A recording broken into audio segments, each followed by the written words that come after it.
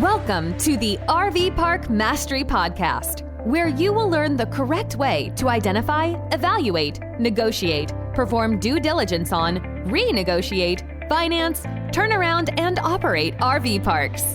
And now, here is your host, the fifth largest owner of RV and mobile home parks in the U.S., Frank Rolfe. Revenue is great. Cash flow is terrific. But many RV parks focus on just an overnight experience where a customer comes in for maybe just a day and then leaves. But there's another style of RV park out there called extended stay.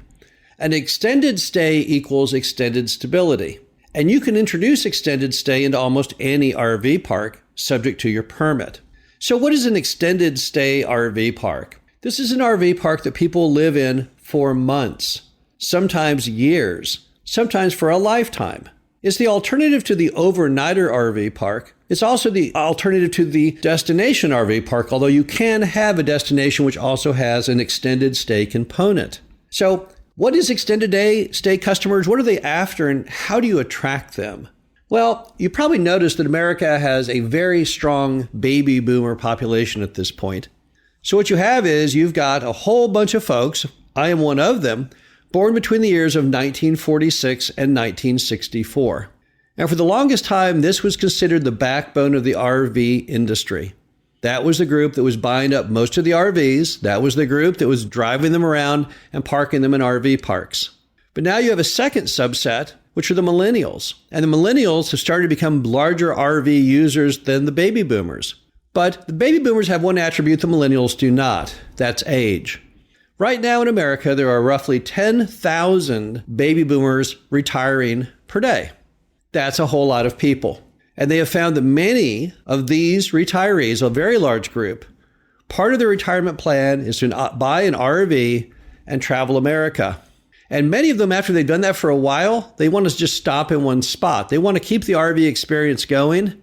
They like living small. They like nature. They like being around other people. But they don't want to keep traveling. They're happy just to stop in whatever the most convenient and pleasant spot is that they've been going so far. And that is one group of the extended stay. But yet there's another group. Another group of extended stay RV customers can also revolve around millennials, which are people who are just officing out of their home and some electing to go to locations they like to live in, scenic areas, and living in an RV park for months on end, although still being a part of an active workforce. And then you have other extended stay folks who are not fully retired yet, maybe, but they like to spend part of the year seasonally in certain locations. Let's just say they get a month off every year. Or let's say they want to go down to a RV park every weekend, maybe at an area lake. So there's another group that's still in the workforce. They don't work remotely, but they still can use their RV seemingly year-round. Maybe they head down every Friday afternoon and don't return until every Sunday night. These customers, what they're typically seeking is an opportunity to have some degree of stability to themselves, and also they're looking for price efficiency in what they're doing. Let me give you the example of the RV park, the two RV parks we own down on the Texas-Mexican border. When we bought these RV parks, it was pretty much no stability in revenue. What you had is you had some small amount of overnighter traffic, and then you had other folks who were there kind of on a destination, even an extended stay basis. But it was very, very seasonal. It gets very hot in southern Texas. So most everyone was a snowbird coming out of the north who would start to arrive as winter approached, but then would leave sometime in the spring. And we didn't like that. We wanted to have year-round revenue. So we started importing park models, which are small structures designed for RV parks, typically 300 to 400 square feet in size. And we started selling these to the same people who were bringing their RVs down every year. And the argument was, why haul that giant RV down from the north, from Ohio or Pennsylvania? Why do that instead of just selling it and buying this, which you can buy for cash off selling almost any motorhome, fifth wheel, or travel trailer, and then you can drive down or fly down here and stay here as long as you like and not have the burden of gasoline cost of hauling that giant RV or driving it if it's a motorhome down And just the general unpleasantness and insecurity of driving a big thing on the road, particularly as you get older. And it was a huge hit. As fast as we would bring them in, we got them sold. Today, about half of our occupancy is year-round. People who pay for that RV year-round, they may not use it year-round. They may leave the property for several months at a time and then return. But it gives us a consistent and steady income. And that's the entire point. So if you have any RV park, it is possible to expand that extended stay component. To me, if you could build your extended stay to cover your mortgage, that would be idyllic. Now you don't have to worry on any certain day, well, I wonder how many RV customers will come in today, or I wonder how many RV park customers will have this month, because you already have that built in. So what are the groups and what are the things you can do for extended stay? Well, number one, offer it. Let people know that you're open and welcome in all of your social media, your website, everywhere, that extended stay is more than welcome. Many people, they just don't know where to go. And they're waiting for someone to say, well, you could just park here and stay for a lifetime if you like. Also, create environments that people want to live in full-time, year-round. Have events. Create a sense of community. Offer really good common areas and aesthetics and streetscaping.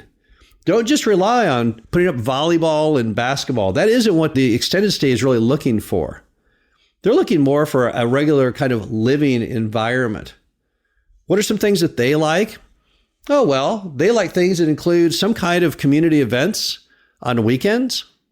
They like the idea of such attributes as what we call blessing boxes, which are boxes where people can exchange books for free, read a book, put a book back in.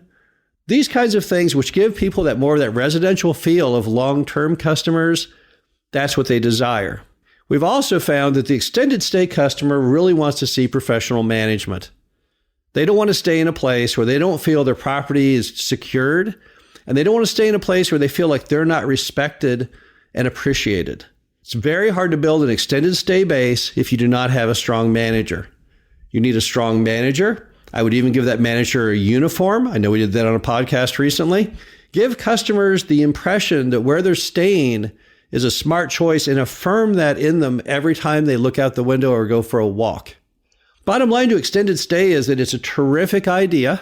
It's something that many RV park owners fail to grasp the importance of or even give it a try. Now, it doesn't work in every location, that's for sure, but I've seen people morph that into other attributes. There's a thing called glamping, which stands for glamour camping, where you give people the ability to stay in older, kind of nostalgic RVs at typically $100 plus a night. That might be a manner of giving you more steady revenue, perhaps. This way, you're not only part RV park, but you're also maybe part extended stay hotel to some degree. We've also had great success and seen many RV park owners who succeed in the area of tiny homes. There's really no place you can place those creations you see on HGTV. They don't have the proper HUD seal, and they can't be placed into any subdivision or mobile home park. I was in a RV park recently in Indiana where probably a third of the entire park is nothing but tiny homes. The bottom line is you've got to figure out what your customers want and what you can offer. But anything you can do to take that RV park and make that more into an extended stay environment is definitely going to give you extended, stable revenue, and that brings you a peace of mind like no other. This is Frank Rolfe with the RV Park Mastery Podcast. Hope you enjoyed this. Talk to you again soon. Thank you for listening to the RV Park Mastery Podcast. Be sure to visit us at www.rvparkmastery.com, where you can learn the correct way to identify, evaluate, negotiate, perform due diligence on, renegotiate, finance, turn around, and operate in RV parks.